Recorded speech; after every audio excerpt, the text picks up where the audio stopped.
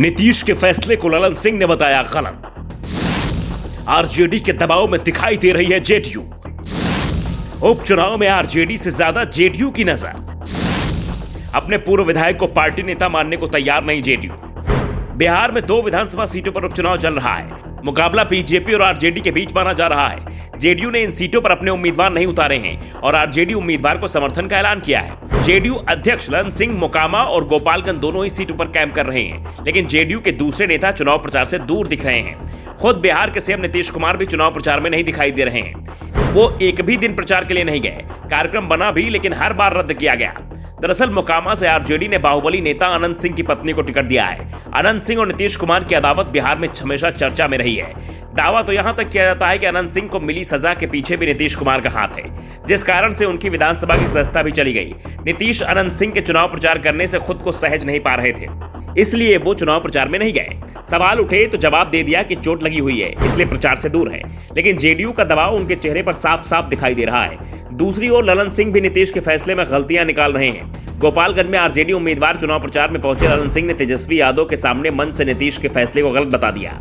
JDU अध्यक्ष ने कहा कि 2017 में नीतीश कुमार ने गलत फैसला किया था। एनडीए के साथ जाने का उनका फैसला गलत था, जिसे अब सुधारा गया है। नीतीश ने आरजेडी के साथ 2017 में गठबंधन तोड़ने का फैसला किया था, वो गलत था। ललन तेजस्वी के सामने सफाई दे रहे थे, तो दूसरी ओर आरजेडी के दबाव में पार्टी के प्रदेश अध्यक्ष अपने नेताओं से ही पीछा छुड़ा रहे थे। दरअसल गोपालगंज सीट पर साधु यादव की पत्नी बीएसपी के टिकट पर चुनाव लड़ रही हैं। उनके प्रचार में सीवान की बड़हरिया सीट से जेडीयू के पूर्व विधायक श्याम बहादुर भी जुटे हुए हैं।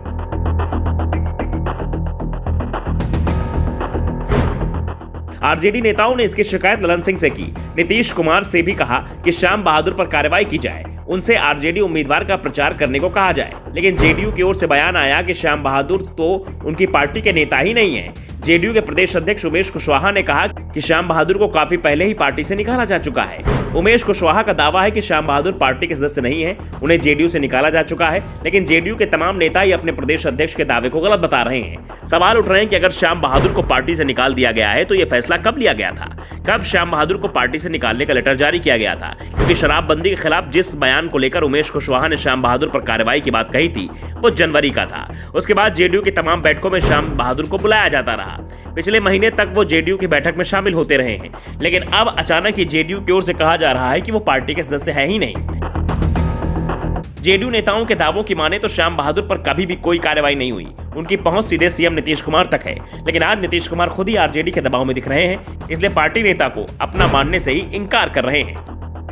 Bureau report, the such India.